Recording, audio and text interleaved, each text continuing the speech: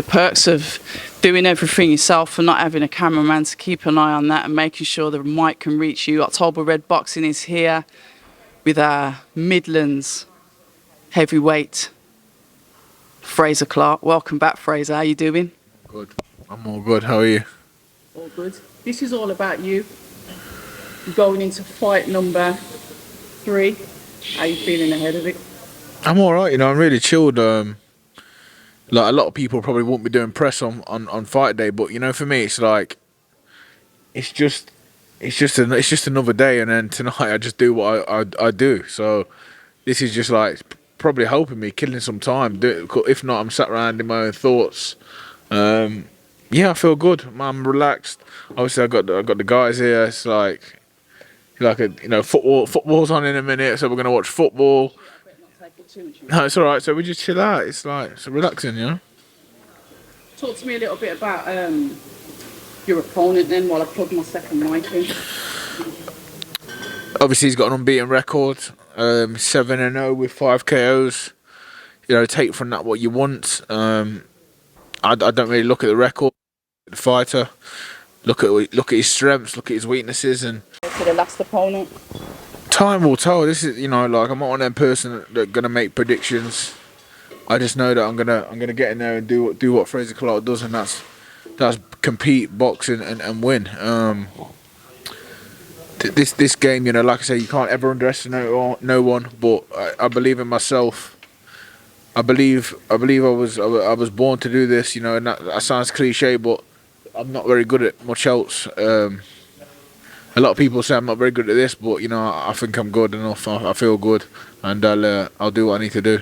The public perception, I'm glad you've mentioned that, because something that that was said off camera in like a banter way is people like often talk about your age, how old you are coming into the heavyweight division.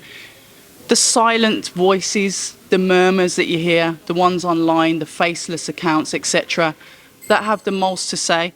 Your thoughts on that? Fuck them. See my friend here, he can fucking find IP addresses and find people's home addresses. So I'll keep him off camera then. yeah, so yeah, let's. I was about to say, come in. No, don't. So, what's that, man? So anyone that's got, you know what, have your opinion, but if you got too much to say, you start going deep. We roll deep, not cheap. You know what I mean? So I like that. Yeah, don't. It is what it is. Everyone's gonna have an opinion, aren't they? Yeah. Oh, you can't do this. You can't do that. Time will tell. We'll see. Let these do the talking. You know. And that's what they're, yeah. Everyone can sit behind a keyboard and type out what they want. But ultimately, the fans are what make the sport. Your transition into the pro world, like you said, iffy first opponent, lovely performance in Bournemouth with the second. We're going into the third one now. You've really come back active, 2 fights already. Are you going to fight again this year? I've got a sneaky feeling you might. Are you going to be on that Birmingham card? I'd love to be, 100%. You know, we take one fight at a time, but I'd love to be on that. Boxers want to box. Yeah.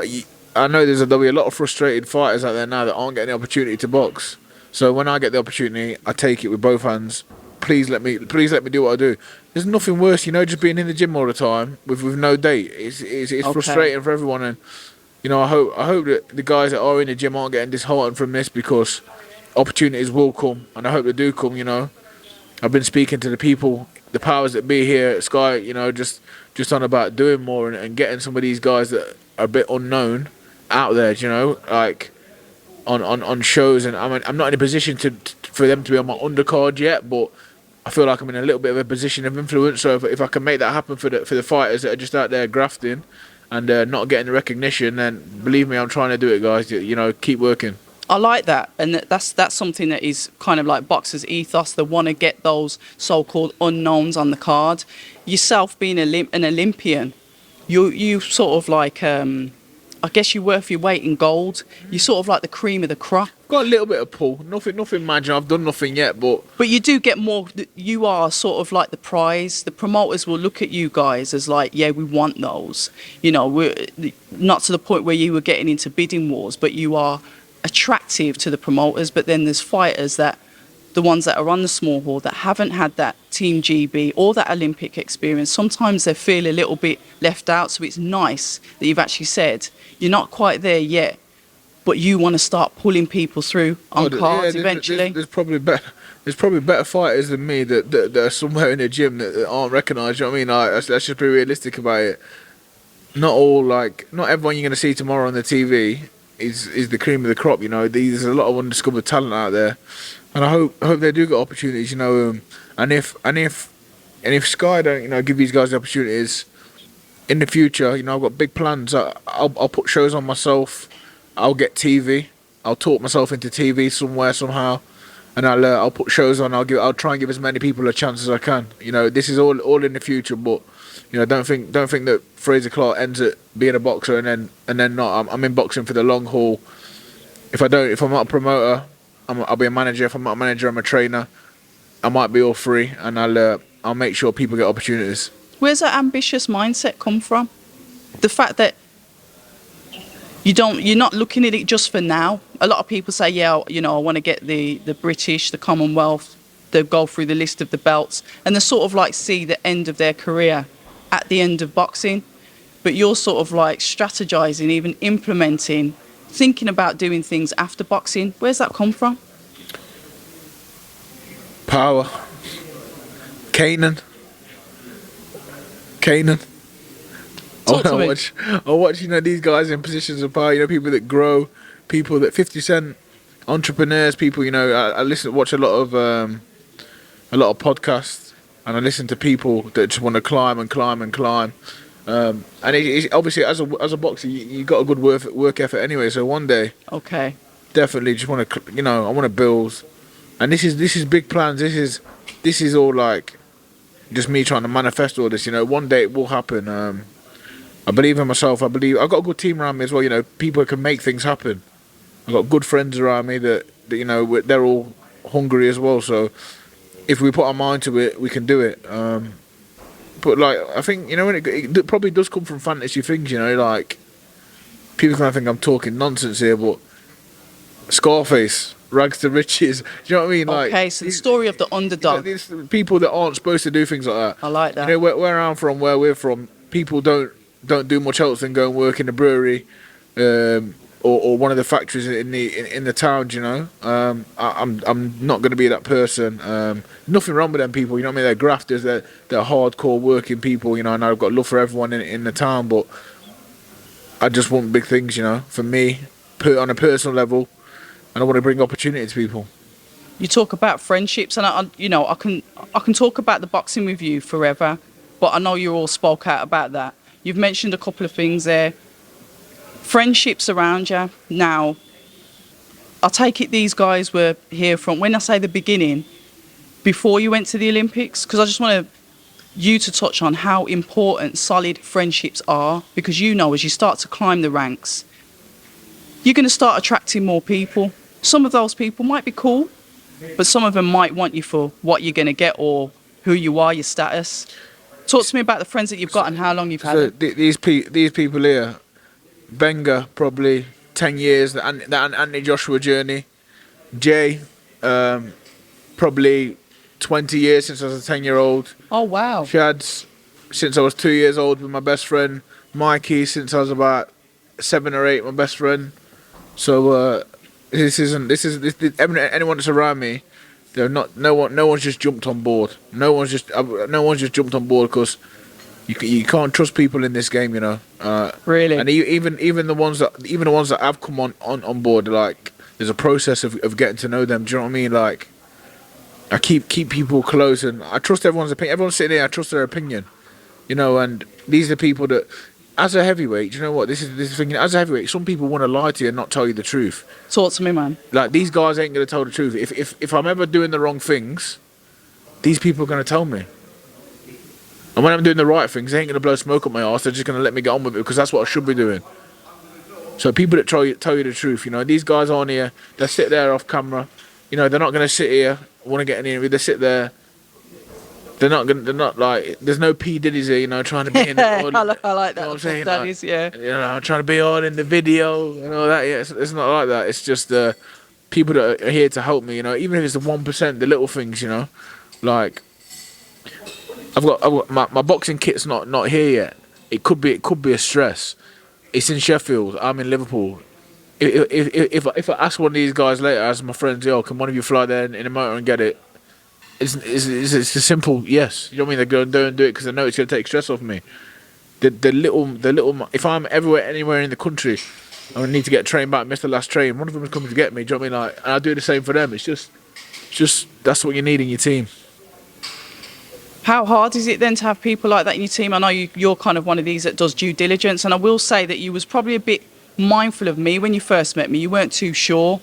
Obviously, as time goes on, I think that may have changed a little bit. You know me, I don't mince my words either. I ain't here for that. No. And I get it, and I respect that, because it probably means you're more genuine than a lot of people, because you're like, hold on a minute, I ain't too sure about you. You got to prove your worth to some extent. Respect is earned. You don't just give it away. I got a 5-year-old daughter, and I teach her stranger danger. You know, if you don't know them, you got no need to talk to them. But, you know, people don't become strangers. People earn respect. Yourself, obviously, at first when I seen you, I didn't know who you was, and then after seeing you with other people and talking, and you know, once I know that you're actually talking sense, then we can have a conversation. Because a lot of these people, a lot of people that do these interviews, they don't talk sense. They listen to what another, they listen to what someone else is saying and copy the questions. Okay. There's no authenticity about it. You're authentic. We're not talk. I can be really, really real with you. I'm talking about Scarface. I'm talking about Kane. I'm talking about. Because it's all films we've watched. Because I can. Because I don't have to pull no words. Do you know what I mean? I think it is important like that, to be honest. And like I said, the reason why I do this, you know, when your daughter grows up and she looks back on her dad as he was climbing through the ranks of boxing, she'll get a snippet of your personality. I can talk to you about belts, rankings and stuff. She might not be interested in that. It's boring, isn't it? Like, she's going to want to know who her dad was at that point in time. Oh, what do you want to be, Frazer? I want to be world champion. I want to do the right thing. It's boring. It's fucking load of shit. I'm a normal guy. A father. I don't come from much. I want to do the right things with my money. I want to make a lot of it. I want to do the right things. I want to be successful. I want to do the right things for the kids. I want to have a good time, have a good life. I want to go on nice holidays. I want to eat nice foods. Fucking have a laugh along the way. Look after my missus, look after my kids. Fucking look after my mum and dad, my gran and granddad, my brother, sister, nieces, nephews. I want to look after them all if I can. And the way I can do that is by you know, I mean, this glamorous heavyweight division, there's Glamorous. I like the way you use that word. There's good things can come from it if you get it right. That's all I'm trying to do.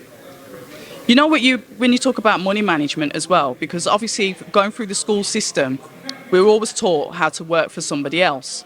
We're never taught how to manage our own money. Obviously, you're managed by 258. You said obviously you're talking about investing for the future. How important is it for boxers to really understand the value of money and how to invest it back in themselves? I'm still learning. You know, honest to God, because I've not got loads. I'm not a fucking millionaire by any stretch of the imagination. But they do say, Frazer, if you can't manage a tenner, you can't manage a million. Exactly. You know, we should live to our means. Don't live beyond your means. That's very important. I learned this from, like I say, the people around me. You know, these guys are grounded and they're good with their money. You know, you got to use it right. You got to have money to make it. You know, you got to invest it well. But I'm still learning. There's still loads more to come from me in that sense. You know what I mean? And like I say, money ain't the end of the world. Ain't the be all end all in the world. But I want to secure the kids. You know, I want the kids to have the nice things. I don't want the kids to struggle. Not that I did. Not that my parents. You know, my dad's a hard worker. Mum's a hard worker. The whole family worked hard. But I just want them to have the opportunities that maybe I didn't have. Do you know what I mean? So that's just all I'm on, really. We can see that you're very family orientated from your social media, the fact that you're always posting your children, your partner, you know, family get-togethers. We can see that about you anyway. So if you was to say, fast forward the time to 20 years, your daughter's she's in the 20s, etc., your kids are older, they've grown up, a message that you'd give to them, that when you think of them now, what you would have liked them to have achieved in the future? Mila, in 20 years, will be graduated in whatever she chooses to want to do. She'll be educated. Whatever she chooses to do, she'll be educated. 25, she'll probably be She probably would have travelled a little bit, I hope, you know, and seen a lot of the world with me, obviously, because she ain't going on her own. Possessive dad. Yeah, she'd be really happy, I hope, with a good relationship with me, good relationship with her mum, good relationship with my partner Danny, the best big sister in the world, and just more happy than anything. You know, hopefully she's in a position to either start her own business or go and work her way high up in a business. But more than anything, as long as she's happy, I'm happy. We like that. I'm going to leave that final note. I'm going to wish you all the best for tonight. You know I'm there to support as per usual. My son Trent, he'll be just signing for United.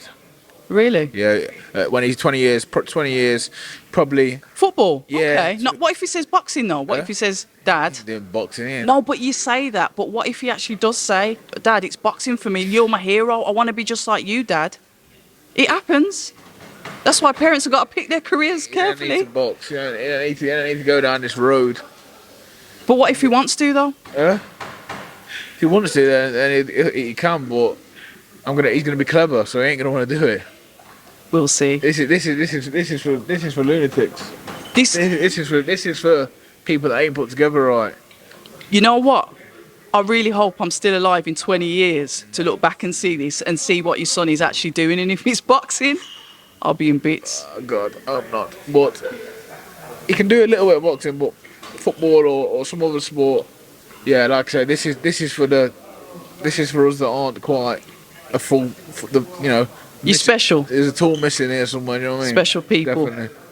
October Red Boxing, Frazer, Clarke. Until the next time. All the best tonight as well. Yeah, thank you. Man. Knockout. Appreciate Another knockout. Nah, just win. That's it. Hi, and thank you for watching October Red Boxing. Like, subscribe, and tap the bell for notifications. You can also find us on Instagram at October Red Boxing and on Twitter, October Red UK. And remember, at October Red, we stay ready.